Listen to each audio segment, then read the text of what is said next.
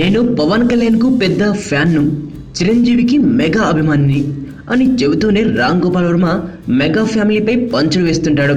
కొన్నిసార్లు పొగుడుతూ, కొన్నిసార్లు ఎగతాళి చేస్తూ, మరికొన్నిసార్లు పొగుడుతున్నాడో తెలియక అర్థం కాకుండా ఇలా రకరకాలుగా ట్వీట్లు చేస్తూ వర్మ మెగా ఫ్యాన్స్ కి టార్గెట్ గా మారుతున్నాడు. అలాంటి వర్మకి పవన్ అదిరిపోయే కౌంటర్ ఇచ్చారు.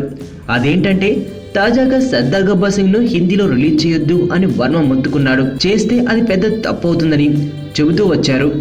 ఇక సర్దార్ రిలీజ్ కి ఒక రోజు ముందు అయితే హిందీ సినీ క్రిటిక్ కేఆర్కే మీద వర్మ ఒక పవన్ అభిమానిగా రెచ్చిపోయాడు. పవన్ ను ఎగతాళి చేసిన కేఆర్కేని ఉతికి ఆరేశారు. సినిమా రిలీజ్ అయ్యి హిందీలో ఫ్లాప్ అని తేలడంతో వర్మ మళ్ళీ ట్వీట్ చేశాడు.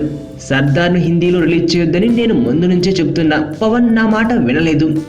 పవన్ తనని తప్పుదారి పట్టిన సలహాదారులను వదిలించుకోవాలి అని ట్వీట్ చేశాడు. అంతటితో ఆగకుండా బాహుబలి బాలీవుడ్లో తెలుగు సినిమా ప్రతిష్టను ఆకాశమంత ఎత్తుకు తీసుకెళ్తే సర్దార్ మళ్ళీ పాతాళంలోకి తీసుకెళ్లింది అని ట్వీట్ చేశాడు. వర్మ ట్వీట్స్ గురించి పవన్ ను ఒక జర్నలిస్ట్ అడగగా పవన్ ఏమన్నాడంటే, ఆ ట్వీట్స్ నేను చూడలేదు. అప్పుడెప్పుడు ఆయన వైఫ్ ఆఫ్ వరప్రసాద్ అనే కథతో నన్ను కలిశారు. అది వర్కౌట్ అవ్వలేదు. అయినా ఆయన విచిత్రమైన వ్యక్తి. నన్ను అడిగితే ఆయన బయట వాళ్ళ మీద పెట్టే శ్రద్ధ తనపై, తన సినిమాలపై పెడితే వేరే స్థాయికి వెళ్ళేవారు. సినిమా గురించైనా పాలిటిక్స్ గురించైనా కామెంట్ చేయడం చాలా తేలిక, కానీ పాలిటిక్స్ లోకి వచ్చి జనం ముందుకు మాట్లాడితే తెలుస్తుంది. అంతెందుకు, ఆయన్ని సెక్యూరిటీ లేకుండా విజయవాడలో నుంచి వెళ్ళమనండి. ఏమైనా క్రిటిక్స్ చేయాల్సిన పని వేరు, ఫిల్మ్ మేకర్స్ చేయాల్సిన పని వేరు.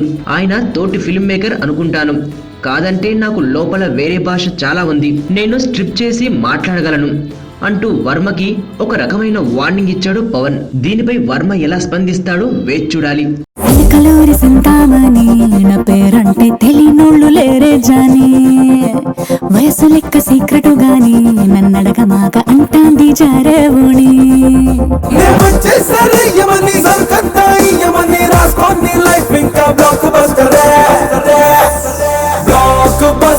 బ్లాక్ బస్టర్ నే చేస్తే నీ లైఫ్ బ్లాక్ బస్టర్.